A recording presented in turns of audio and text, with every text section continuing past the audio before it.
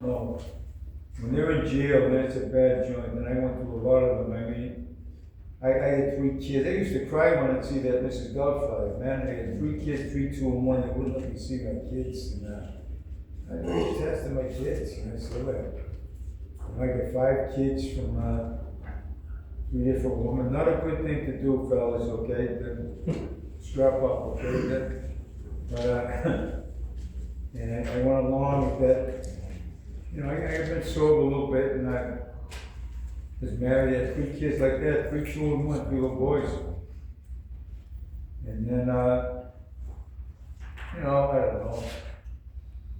And, I went through a bad time with that, in and out of jobs, and, you learn in here the biggest offenders, the relapse, is, resentment and self-pity. I don't get angry, I am angry. You know, you do something to me, you're gonna know about it. That self-pity is a crazy thing. You don't last too long in the street telling the fellas you're full of fear, doubt, and insecurity today. That's what must be like I did. But I identify a lot with you, but I know you know, the booze is the final convincing, you know? I remember I was around here early in sobriety. It took me a long time, but then I started taking suggestions around here, you know? And, I was in a paratroopers for years. And he used to say, upon exiting the aircraft, you go into a tuck position, you look up and you check the canopy. Say, if that canopy is not there, I suggest you pull your reverse chute. You don't have to, but if you do, you'll probably have a much softer landing. That's how I take these suggestions in the end. Because other guys have been through them, man. Been there, done that. And when I'm screwed up, I go and hang around with them. That's why I identify a lot with you. I am crazy with it. Just like that. Restraining order, man. They wouldn't let me see my kids. Welcome to the Commonwealth of Massachusetts. It didn't surprise me at all when the governor was a carpet muncher. You know what I mean? I don't care, man. Welcome to the Commonwealth of Massachusetts, man. 7 years in the joint I did. No restraining. 7.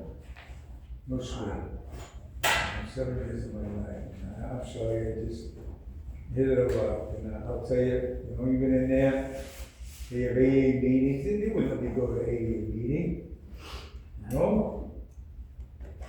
Because a lot of them, they want, you know, I mean, there's a lot of shit that goes on. They put their hands on me, and they never did it twice, you know? So I was bad, I was locked up fucking 23 hours a day. You know, from Bridgewater, Walpole, to Shirley Max. Couldn't be straight. You know, thank God there's options out there, you know, when they had a new program of veterans coming from prison.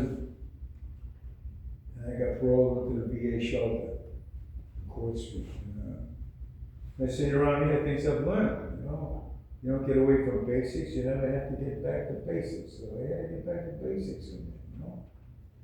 Back in the Shirley Max, they put me in a block of people that screwed up. I had to go like 3 AA meetings a day. 3 a day. You know, I went down to the registry, got my license back the first day. This was nuts. I got up on the Friday, they found out I had a license. I'm driving a van full of veterans around the meetings, man. It's God has a sense of humor. Friday, I'm at Shirley Max. Monday morning, I'm driving this car around Court Street. I said, don't worry, fellas. The cops pull us over, we're all going, man.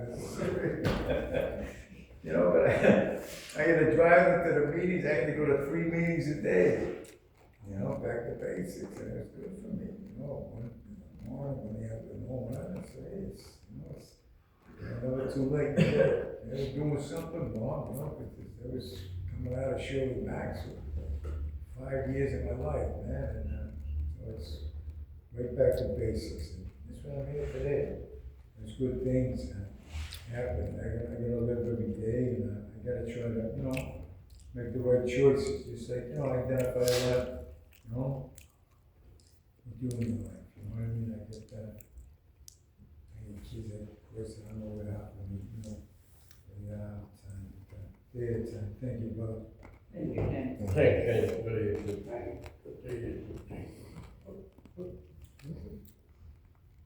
Okay, we just still alcoholic. Good job. Get my booze.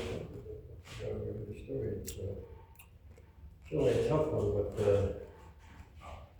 different parties, you would accept, and express that, we have to find out about ourselves, situations. I used to do the blame situations and say, if your life wasn't screwed up as mine, you'd drink too.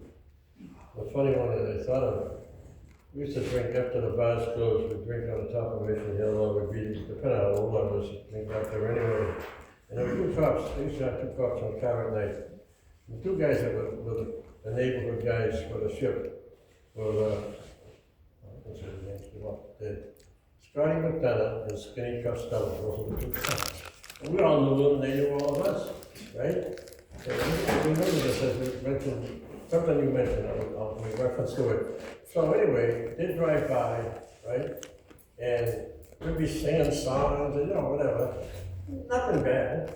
We'd be sitting on the bathhouse stairs, 6 or 8 guys, just drinking beers. And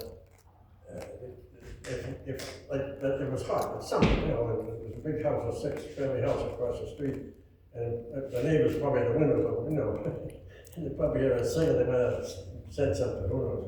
But anyway, they might just think that we were being too loud, so they pulled down the end of the driveway and just go, stop singing so loud, whatever, right?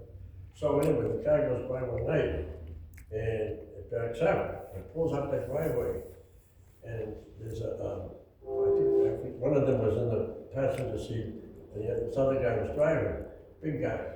And we never seen him before, he was a new guy, and he mentioned it. So anyway, they get out of the car and they're coming over, and hey, it's great, how you doing? Everybody's pretty well gone. The guy pulls his gun. What is this? Whoa!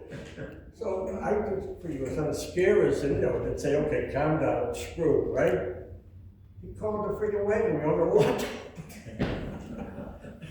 So I say it all the time. I'm reminded of things that happen to me when I drink. That's the one I remember. You said it was a new cop on the job. They were going to try to ease it up there. Hey, that's exactly what you reminded me. We're drinking beer. Well, we all